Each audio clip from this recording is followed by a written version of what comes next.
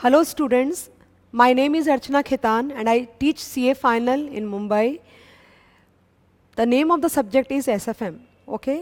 एक क्वेरी मेरे को बहुत ज़्यादा often on a daily basis आजकल आ रही है और वो ये है कि मैम न्यू कोर्स वाले बच्चों के लिए प्रैक्टिस मैनुअल इंस्टीट्यूट ने इशू नहीं किया है, तो अगर हमें एक्स्ट्रा सम्स प्रैक्टिस करने हैं तो हम कहाँ से करें? ओके खास करके उन बच्चों के लिए जिन्होंने फास्ट ट्रैक बैच कहीं से करी है, ओके तो ओल्ड कोर्स की तो हम कर नहीं सकते बिकॉज वो ओल्ड कोर्स है, वो न्यू वालों का एप्लीकेबल नहीं है। मैं इस क्वेश्चन का एक ही जवाब है, ICAI ने आपके पोर्शन को न्यू कोर्स और ओल्ड कोर्स में डिवाइड किया है, राइट? फिनेंस में ओल्ड और न्यू नहीं होता है, वो तो एक ग्लोबल सब्जेक्ट होता है गाइज, ओके? सो आप बिल्कुल आराम से विदाउट एनी हेजिटेशन आप ओल्ड कोर्स का प्रैक्टिस मैनुअल उठाओ, उसमें से 4 चैप्टर आप कंप्लीटली छोड़ दो और वो 4 चैप्टर्स हैं capital budgeting, leasing, financial services and dividend policy, okay? So basically ये 4 चैप्टर्स के अलावा बाकी सारा का सारा पोर्शन और जो भी क्वेश्चंस उस प्रैक्टिस मैनुअल में दिए हुए हैं आप बिल्कुल आराम से प्रैक्टिस कर सकते हो, उसमें कोई भी प्रॉब्लम नहीं आएगी। हाँ, ये ज़रूर फ़र्क आता है कि क्योंकि आपने क्लासेस अलग अलग जगह से करी होती है तो मेथड ऑफ टीचिंग अलग रहती है, उससे कोई फ़र्क नहीं पड़ता।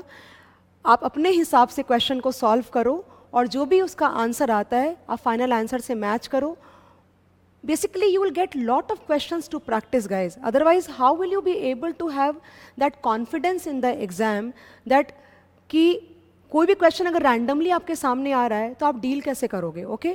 लेकिन हाँ, मैं एक बात ज़रूर ये बोलूँगी आपको कि आप प्रैक्टिस मैनुअल को हाथ लगाओ उसके पहले वो जो चैप्टर है, फॉर एग्जांपल अगर आपने फॉरेक्स कर लिया अपने नोट्स के साथ में, जिस भी टीचर्स के साथ में आपने पढ़ा है उनसे कोई प्रॉब्लम नहीं है, तो आप वो पहले टॉपिक अपने नोट्स के साथ में ख़त्म करो क्योंकि नोट्स आपके स्ट्रक्चर्ड होंगे और इन ऑर्डर होंगे। लेकिन प्रैक्टिस मैनुअल में जो क्वेश्चंस दिए हुए हैं वो बहुत ही रैंडम बेसिस पे दिए हुए हैं क्योंकि वो कोई बुक नहीं है, it's just a compilation of the exam questions. जैसे एग्जाम में सम्स आते जाते हैं वो उनमें ऐड करते जाते हैं।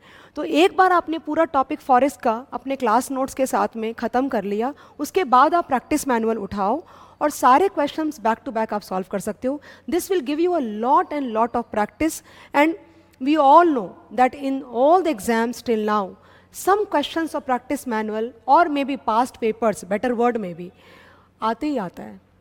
अगर न्यू कोर्स का भी आप पेपर अगर उठा के देखोगे 3-4 टर्म लास्ट के, तो आपको कहीं ना कहीं 3 से 4 से 5 सम आपको ज़रूर पुरानी वाली ओल्ड कोर्स प्रैक्टिस मैनुअल में आपको ज़रूर मिल जाएंगे, इसमें कोई भी मुझे डाउट नहीं है। इसलिए आप ओल्ड कोर्स का प्रैक्टिस मैनुअल बिल्कुल बिना प्रॉब्लम के आप प्रैक्टिस कर सकते हो। हाँ, कुछ टॉपिक्स जो न्यू कोर्स में ऐड हुए, for example value at risk या रिस्क मैनेजमेंट, ये टॉपिक के सम्स आपको वहाँ पे नहीं मिलेंगे। या फिर कोई छोटा हर टॉपिक में अगर एडिशनल इंक्रीमेंट अगर आई है डिफ़िकल्टी लेवल पे, वो क्वेश्चंस नहीं मिलेंगे। बट वो जो भी सम्स उसमें दिए हुए हैं वो मोर और लेस आपको सारे एप्लीकेबल हैं except for 4 chapters, okay? So I think that all the questions of practice manual are like completely are questions which can be used for practice at home before going to the exam. I don't see any reason why you should not be doing that. Number 1. Number 2, आपका exams सामने आ रहा है, आप please लिख के practice करो। SFM में written practice बहुत ज़्यादा चाहिए, आप जितनी ज़्यादा लिख के प्रैक्टिस करोगे उतना ज़्यादा बेटर होगा।